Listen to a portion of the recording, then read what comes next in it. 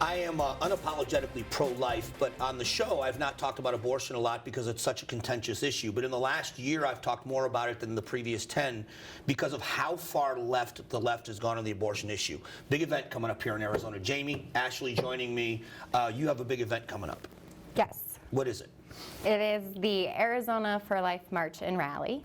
So this is a pro-life march, and why are you so involved? They call you the ProLife Wife. Tell us why you're so involved.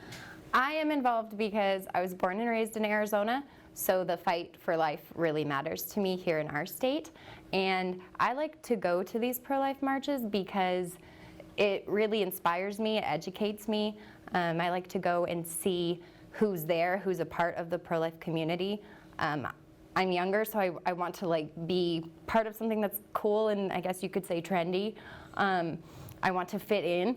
So when I go to these things, it's cool because I see who else is there and the fact that there are people like me. There's young moms and young families and students, and there's such a wide range of people all coming together in one place in one time. So it makes you feel really connected and like you're a part of something that matters. So it feels good to matter.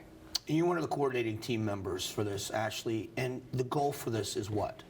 Well, our goal is to have 10,000 people there, but honestly, it's a celebration.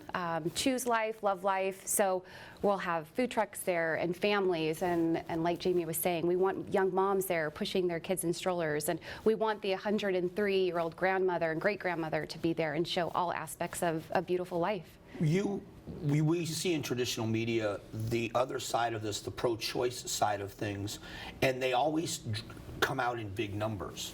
But when you have one-on-one conversations with people, it doesn't seem like those numbers are as big. Why is it that people that are pro-life are less likely sometimes to be as engaged as the two of you are? I honestly think because it's intimidating and you can get a lot of backlash from people, even in your own personal life, friends and family. They will get mad at you if you speak out against abortion, if it's something they support. So it's kind of difficult to vocalize how you feel on the issue without being intimidated by what could come your way from it. But it's such an important fight, I think, to have, especially as you see what's happened in New York, as we talked about earlier today.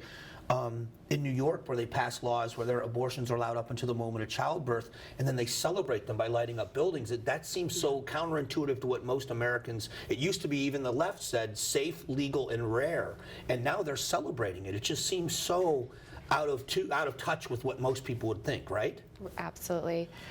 I feel like they're using women and women's health and women's rights to draw people in, and they're not protecting us, and it's actually counterintuitive to what their message is. So, what can people do? Obviously, we want people there that day, but what can people do leading up to it? What involvement are you looking for beyond the event? What can people do? So leading up to the event, I think, is just talking to your friends and your neighbors and your other moms groups and saying, hey, let's just go down and check this out. Let's bring the kids, let's have some fun. It's a mile march, so it's not anything strenuous. And then we'll be actually holding roses that represent the lives that were lost. So we're going to honor and memorialize the 12,533 lives that were lost in 2017 in Arizona alone.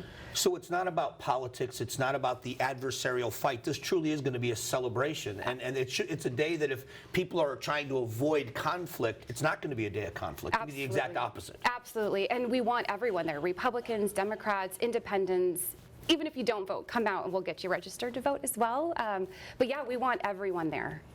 When you talk to people about it from your perspective, because you are younger than, and I hate that you rub that in, but you're younger than I am. But how do you speak to people in your age group? Are they willing to listen? Are they pretty hard-headed and set in their ways? What do you find? I found that millennials want to be right, so they will think that they're right. It's very hard-headed, like you said, to get through to someone, to have them listen to you.